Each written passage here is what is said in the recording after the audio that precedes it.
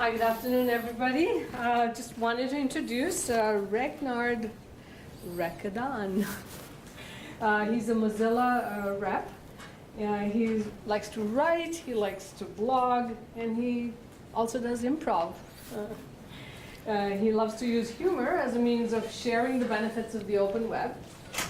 And he is a contributor at Mozilla and organizes events for Mozilla and interacts with the community on their behalf as well. So please join me in welcoming Regnard.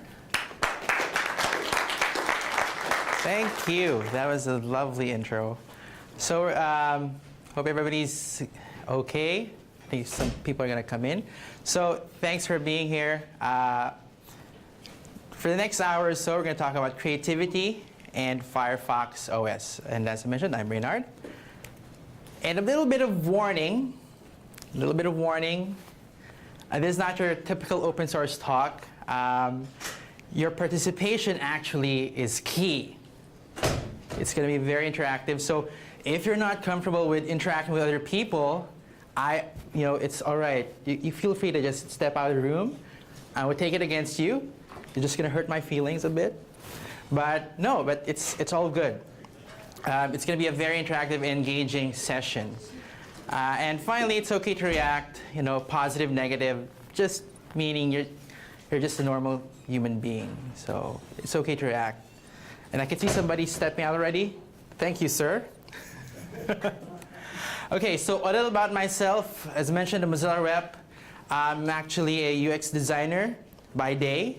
And I have a side project called United UX, which is a multicultural UX design and usability startup. And I finished the improv program at the Second City Training Center here in Toronto. So I love improv. And if you're wondering what's that picture doing there, that's how it looked like in a different capacity before.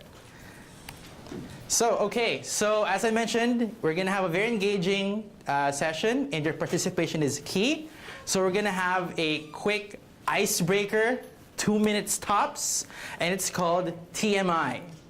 So the idea is you're going to talk to a person beside you or behind you, and introduce yourself. But you have a quick specific format.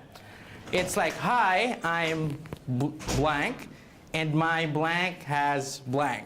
So if your first name starts with the letters on the first table, that's going to be your word 1. And if your last name starts with the letters on the next table on the right, it's going to be your word 2. So in this example, you're going to introduce yourself to somebody in the room and say, hi, I'm Regnard Raquedan, and my nostrils have chocolate. That's it. That's a quick icebreaker. So if you could do that, introduce to somebody behind you, just look at the table, and this should be fun. It's 2 minutes.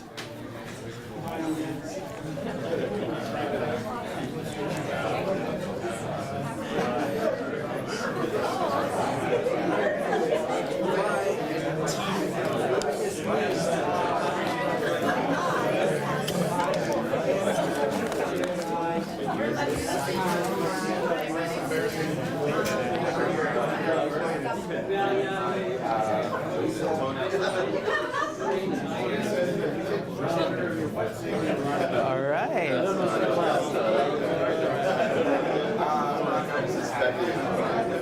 And we're off to a good start. I can see people smiling already. It is good because we're going to do a lot of collaborating later, and this is just the start.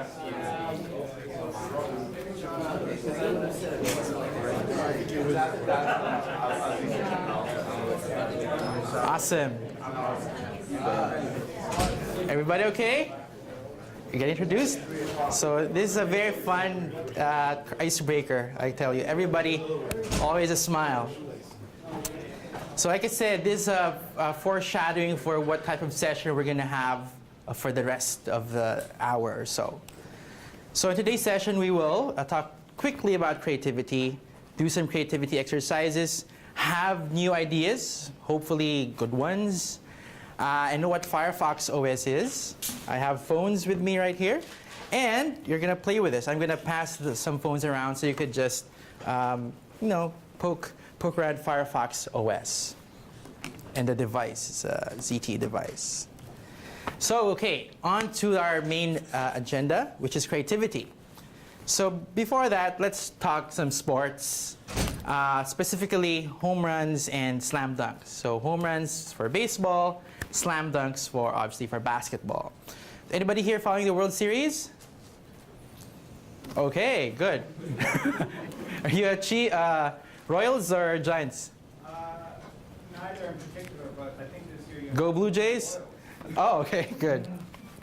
So let's talk sports. So with home runs, it's actually one of the most exciting things that could happen in the game of baseball. But care to guess how much of hits are actually home runs in a season? Care to guess? 10%. Sorry? 10%. 10%? Any other guesses? 5%. 5%? 2%? 1%? Actually, the first guess was correct. As of last season, only 10% of hits in all of baseball were home runs. Only 10%. Now for basketball, it's the slam dunk. Again, one of the most exciting things that could happen in the game. It's like a sure 2 points. It's a sure field goal. It's a can't miss shot. So another guess, care to guess how much of shots in the NBA were actually slam dunks? 75. I'm sorry? 78%. 78%? Wow. Almost everybody dunks in the NBA. Other guesses? 25? 50? 27? All right. You'll be surprised. Only 5% of shots in the NBA are actually slam dunks. Only 5%. So the reason why I bring them up is because in creativity, home runs and slam dunks are not really common. They're actually hard to come by. So whenever you're engaged in some activity, we're always trying to go for the home run, for the slam dunk. But in reality, at least from my experience, it's a bit of a grind. It's like all the small things, the iterative processes, the small things that you do that actually contribute and make the magic happen. So it's not really the slam dunk. Yes, you could do the slam dunks and home runs, but they're just part of your toolbox, so to speak. And as I mentioned, it's the small things that make the design world go round. Even probably for Linux and a lot of open source projects, there's probably majority of all the projects out there, it's not done by just one person. Maybe there's just one guy doing some open source project somewhere, but the big ones, the majority, they're done by a lot of people. It's the small things. So going back to basketball, like Kobe Bryant, who is very successful, an accomplished player, 5-time champion, an MVP, and only 4% of his shots were actually slam dunks. It's those small things, those simple shots that he does. So success doesn't rely on the slam dunks and home runs. So maybe let's think about this thing right now. So if it's a small thing, so how would I do them? How do I become creative? There was research actually that said that alcohol is a good way to get creative. I'm kidding. I'm not kidding. There's research that coffee is good for focus. Alcohol is good for creativity. But obviously, we're not going to have a drinking binge right here. And although the idea is a bit tempting, but obviously not going to do it. And I have to specifically say, I'm not encouraging you to drink to boost your creativity. I have to say that on camera. Okay, so there are techniques which you will do a bit of techniques to be creative. I won't go over them, but we'll do them later. There are some models and frameworks where you can switch things up and mash things up to come up with something very creative. So we'll do them later. Don't worry about this. And actually, to give you some sort of clue to what I'm talking about, a lot of things right now in the world are actually just mashups, just a substitution, and aggregation of existing products or items. Like in this case, French fries, gravy, cheese curds would give you Artifact on the top. poutine. What was that one? Poutine, yes, poutine. Numbers and crossword puzzle would give you Sudoku. Awesome. A Western, but set in space. Firefly. Star Wars, yes, that's correct. You'll be surprised. Star Wars is actually sort of like a Western, what do you call that? Spaghetti Western set in space. It's actually based on the Japanese movie. Oh, yeah. I didn't ever know that. Yeah. That's a good point.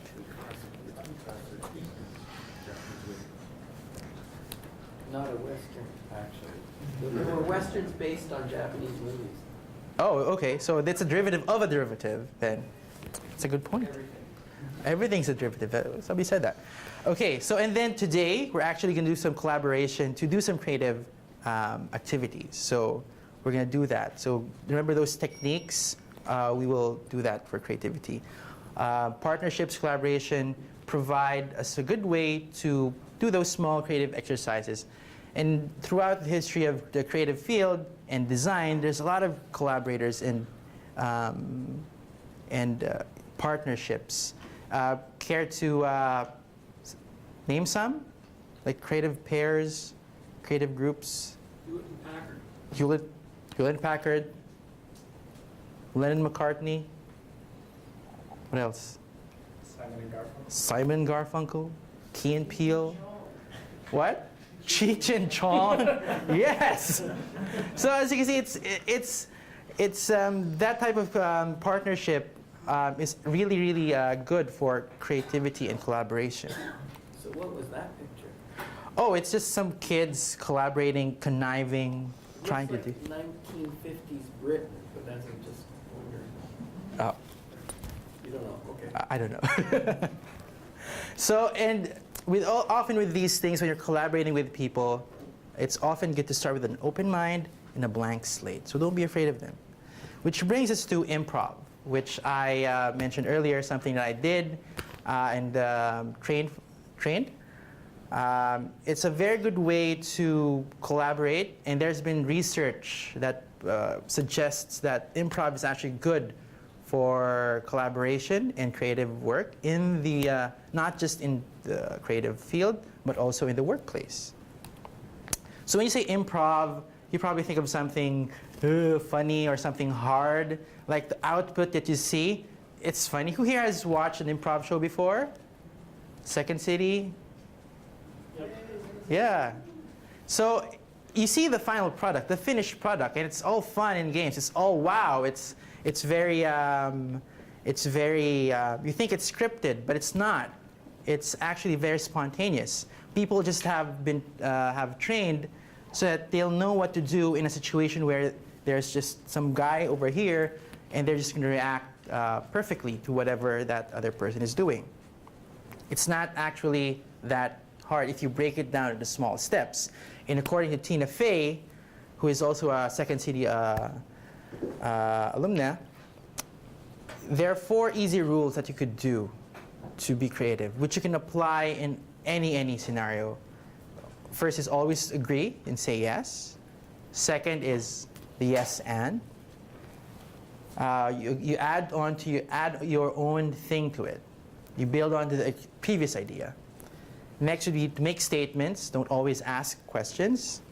And fourth, don't worry about mistakes, only opportunities. So we're going to do some part of it today. We're not going to just go here and do improv. No, we're going to do something more related to open source. Don't worry. So, because I see some people like going out, oh, improv, I'm going to go out. No, we're going to do something more appropriate for our event.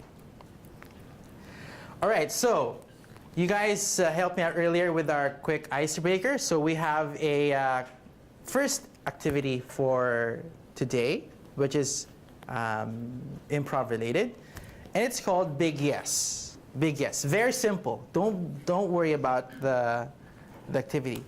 So what you're going to do is pair up with somebody for 2 minutes, and the first person is going to say something generic, like, hey, the sky is blue. And the other person is just going to say, yes. That's it. Yes. And fist bump is optional, but very enthusiastically, just say yes. And then that's it, and then switch roles. Feel free to do it, you do it several times, but let's just spend 2 minutes, and I'll explain why we're doing this. So find a partner, and just the first person is going to say a generic statement, and the other person was going to say yes. All right? Don't be afraid, just say yes. 2 minutes.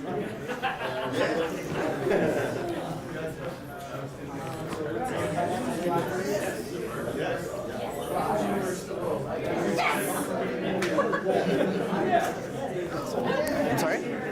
Things rubbing against the Firefox. In your shirt. Okay. Yeah. Will this work? Oh, should it? Sure, okay. Maybe you could help me fix this?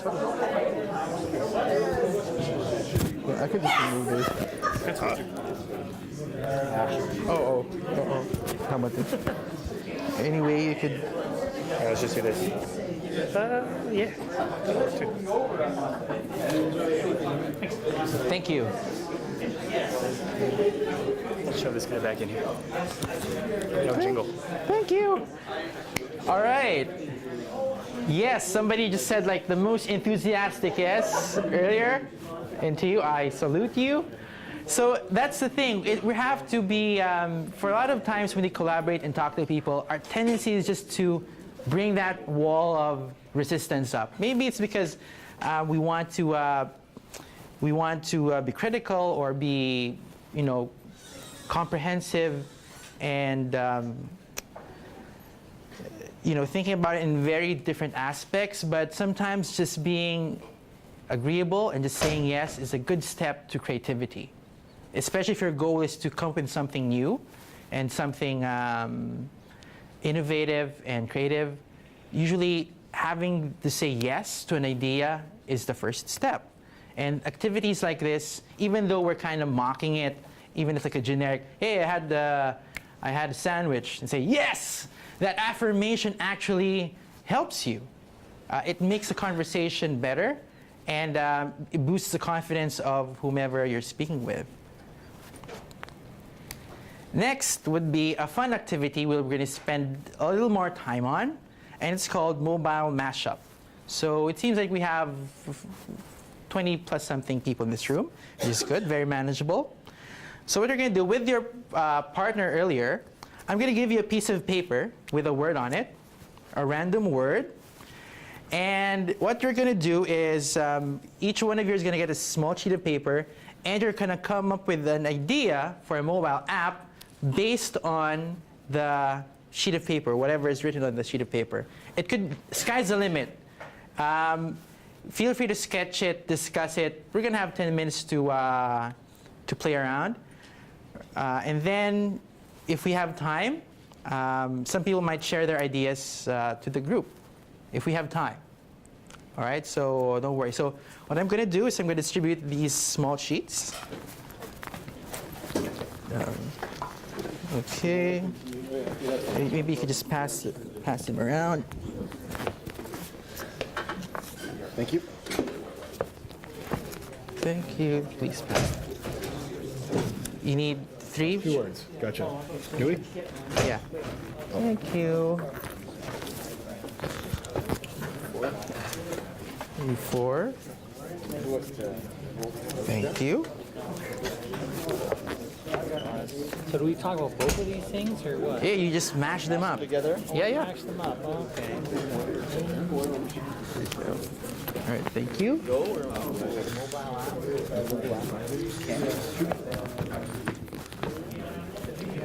All right, thank you.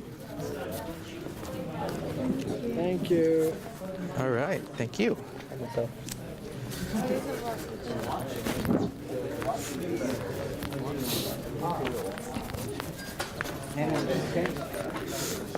Yeah.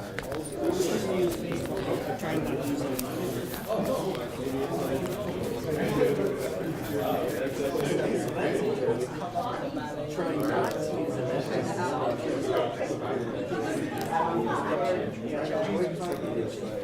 How about an app that you set the rate at which you use the base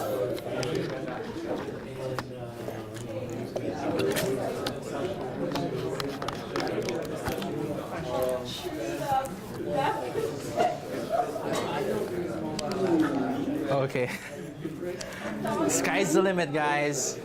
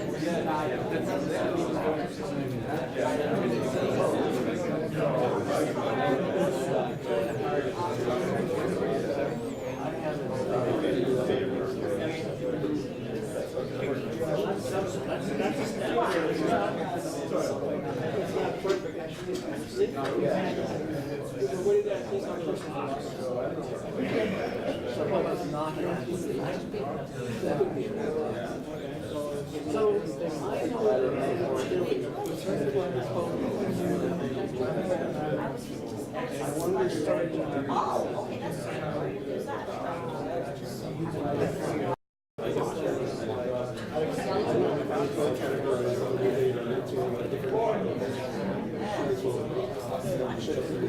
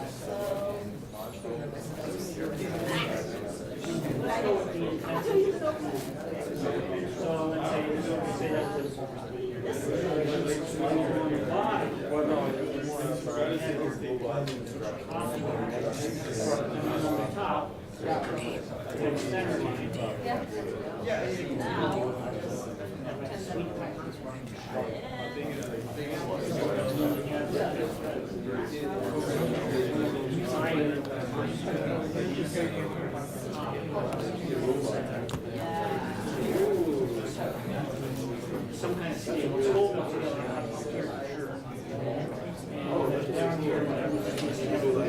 The next song, like, knock on your phone for you once, and go water. What song you do twice? Yeah, that's more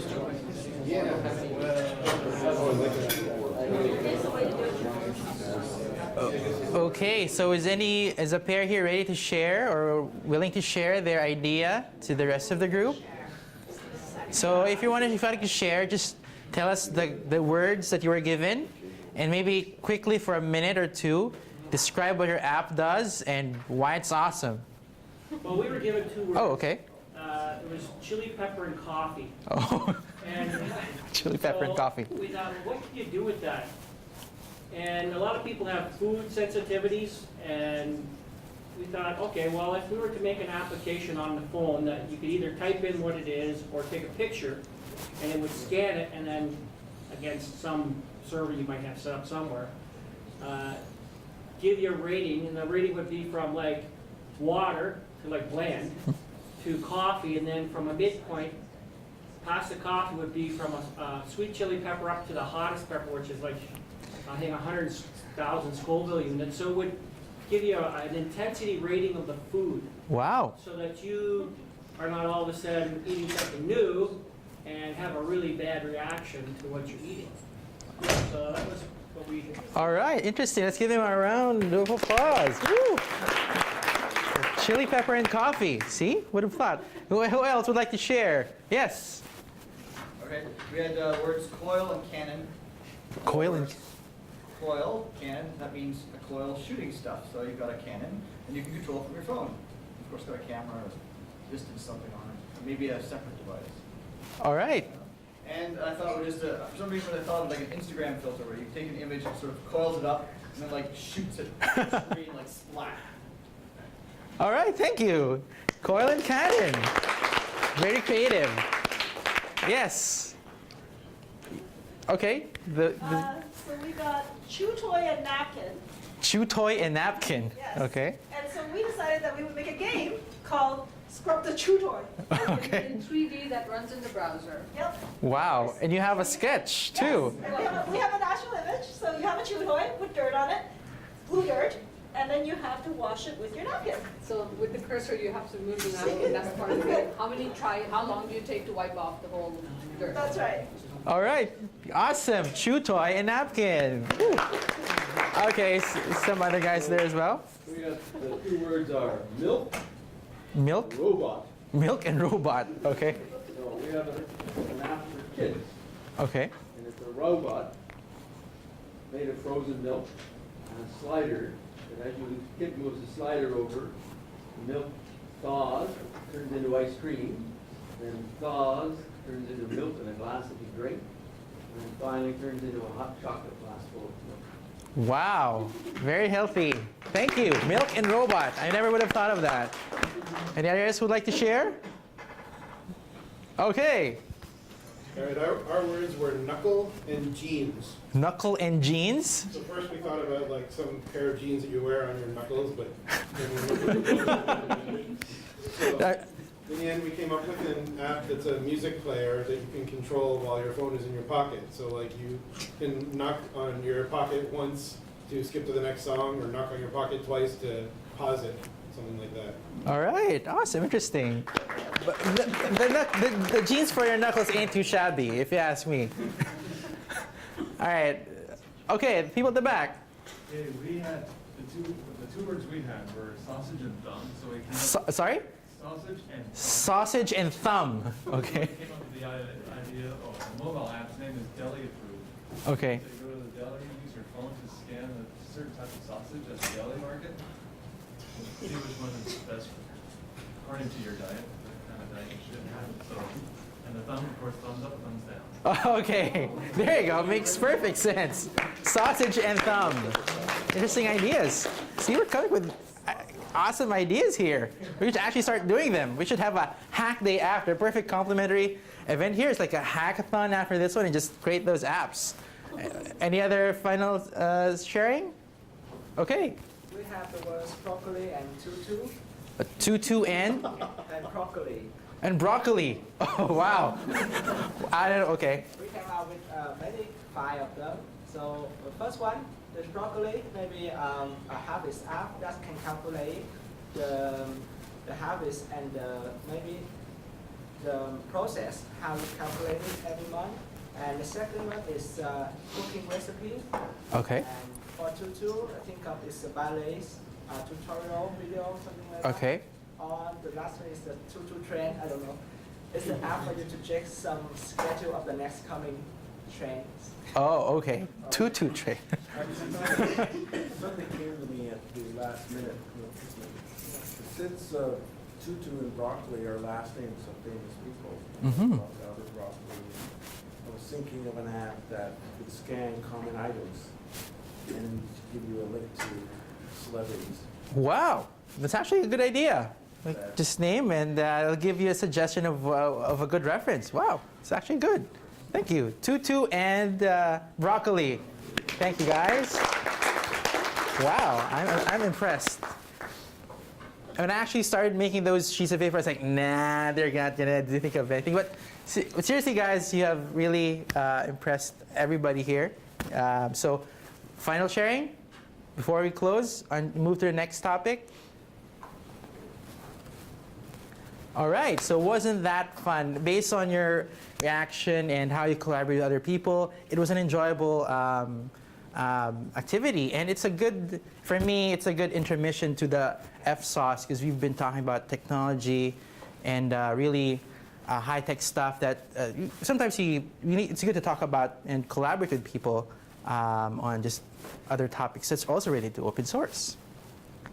Which brings us to the actual open source part of my talk, which is Firefox OS. So let me just, I'm just going to demo it later. So quickly, Firefox OS is the mobile OS that Mozilla created based off the Boot to Gecko project. So Firefox OS is the brand, but the project, the open source project, is Boot to Gecko. So feel free to just get the code of Boot to Gecko and fork it. But Firefox OS is its own kind of, Firefox is its own brand to it. It's an operating system that runs HTML, CSS, and JavaScript apps. I'll explain the details later, but think of it that way. All apps in Firefox OS are web apps. And if you're wondering how come I never heard of it here in Canada, it's only been launched in essentially emerging markets in developing countries, specifically in some parts of Asia, Europe, and Latin America. So maybe you're wondering why. Before I get into the details, it's because Firefox OS really wants to be your replacement or your next step from your feature phone. And in those markets, they really wanted to have a very low price point, a very affordable price point for that smartphone. Here in North America, when you say smartphone, it's probably an iPhone 6 or Nexus 5 or whatever Samsung comes up with. But in those markets, it's it's practically unheard of. And it's really tried to bring down the access bring down the barriers for access to smartphone technology for those markets. So I was talking about some of the high-level architecture description of Firefox OS. So you have your the hardware components for your phone, which interacts with the GONK, which is a very, very small Linux kernel. It's a very, very small Linux that runs on the phone. And there is the Gecko engine, which is the same engine that's running on your Firefox browser on your desktop machines, on your laptops. And then from there, there's the front-end layer, which is the Gaia. That's where the CSS, HTML, and rendering happens. So it's essentially that architecture where Firefox OS is based from. It's where, if you ask me, it's in Gecko where the real heavy lifting happens, because that's where the rendering of the browser, of the HTML, JavaScript, and CSS happens. So when you use Firefox on your desktop, yep. Obviously you're not using Gaia. Is there a name for the part that's equivalent to Gaia on your desktop? I'm not familiar, but it's just the typical browser Chrome. I don't know if there's a specific name for them. I know it's the Firefox. I will check, but. So if I got the architecture right, you have a different layer at the top level for your desktop, and that's the main difference? Yeah. Okay.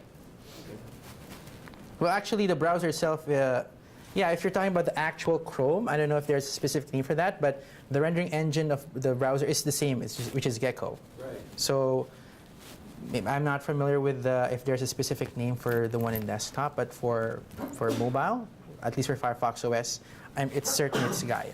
When I use Android, am I using Gaia? If No. I use Android's Firefox.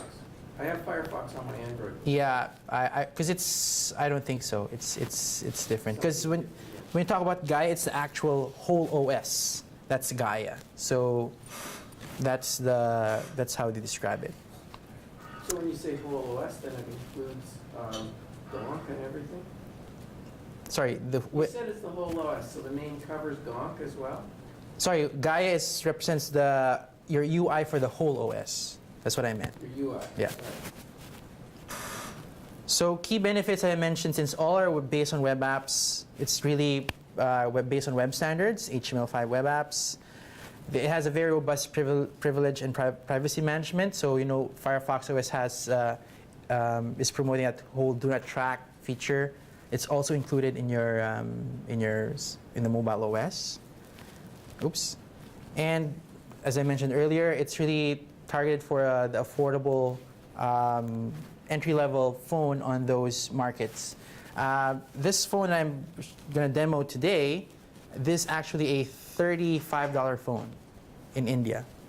So I don't know if you can buy a $35 phone here.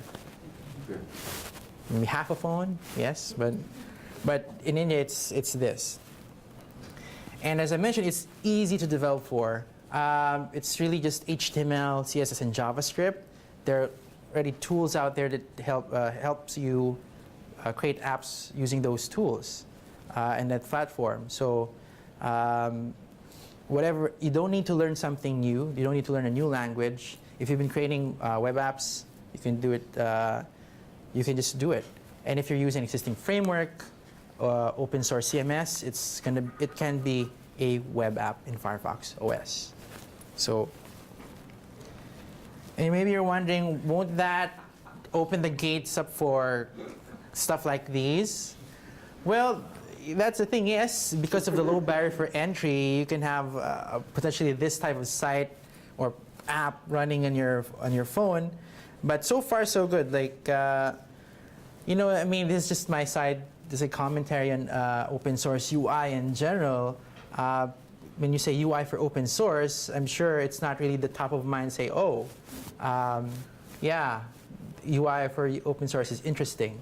And that's really being generous, right? But thing is, with this, it just really makes it available for everybody, and that's why there are a lot of references and demo apps that Mozilla is coming up with. So it'll be good as a reference for you when you make your web apps. So if you're wondering, if you're curious, this site is actually up. It's called the world's worst website ever.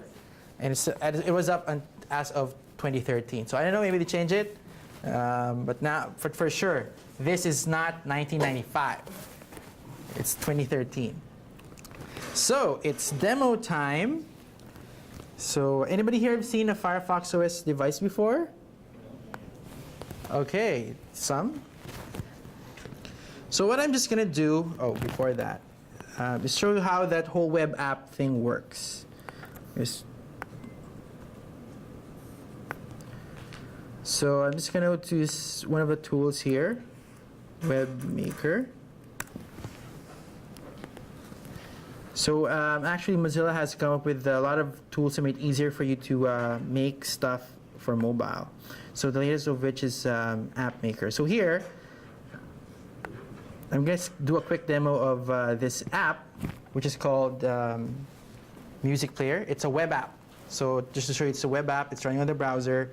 And it's just a music app that comes up with a beat. Okay, so it's a web app. Now, I'm going to switch over here to the phone. Oops, sorry. There you go. And this is the same. This is the same. Let me just, sorry. Let me just quit.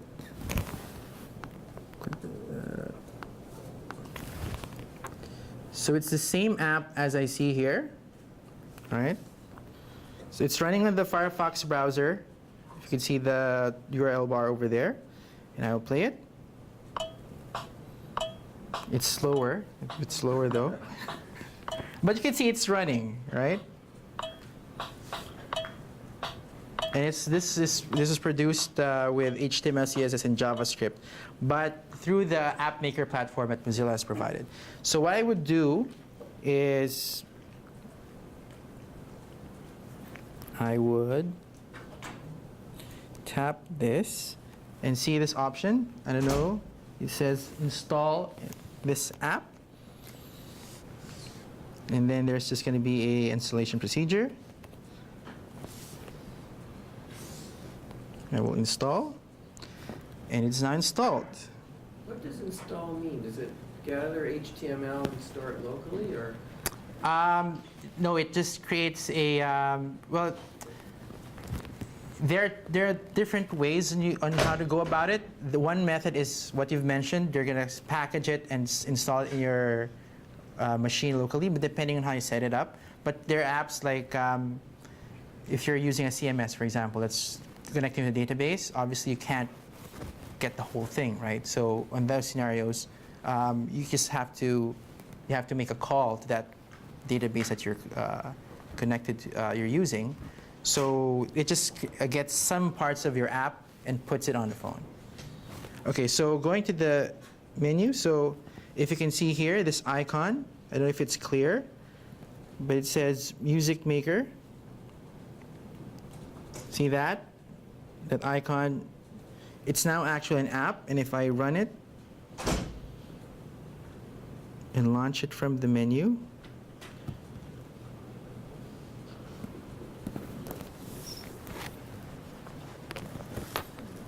let's give it a while, give it some time. It's running. No.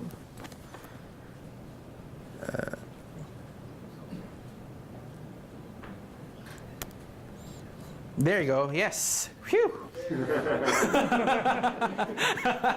So it ran as an app. You launched the web app on your phone as an app.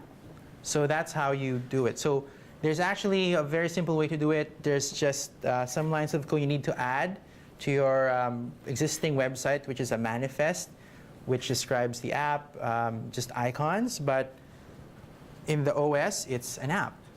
So what I would do for the next 5 minutes or so, or 10 minutes, I'm going to pass the phone around. And so you could play around with this ZTE Firefox OS phone. I only have 1 more minute? Okay, good. So I'll give you guys a minute to play around with it. because I'm practically done. So it's just really just to show off the phone. So just take a look and see how easy it is to play with it. And of course, specs-wise, you'd be wondering, it's several generations behind the current mobile technologies now. I mean, hardware-wise, but for a lot of regions in the world, it's good enough. So, given that I have a minute left, I have to finish my talk. So just feel free to pass the phone around. But in closing, think about your home runs and slam dunks in your own domain. Maybe you're trying too hard for those slam dunks. The small things also work. Improv is a good way to find your creative spark. Earlier, we did an exercise that's really improv, basically. And we mashed some stuff up, and we came up with very good ideas. And a lot of them were very impressive. And of course, Firefox OS is changing the mobile OS landscape right now. Maybe not here in North America, but all over the world. So next steps, if you enjoyed the talk, please follow Regnard on Twitter, United UX and United UX. Visit the MDN, Mozilla Developer Network, for documentation regarding developing apps for Firefox OS. And if you have any questions, feel free to contact me at my email address. So thank you, and I will say thank you in 4 languages. Thank you, merci, maraming salamat, and in Wookiee speak, thank you. Small token of appreciation from Senator. Thank you. Thank you.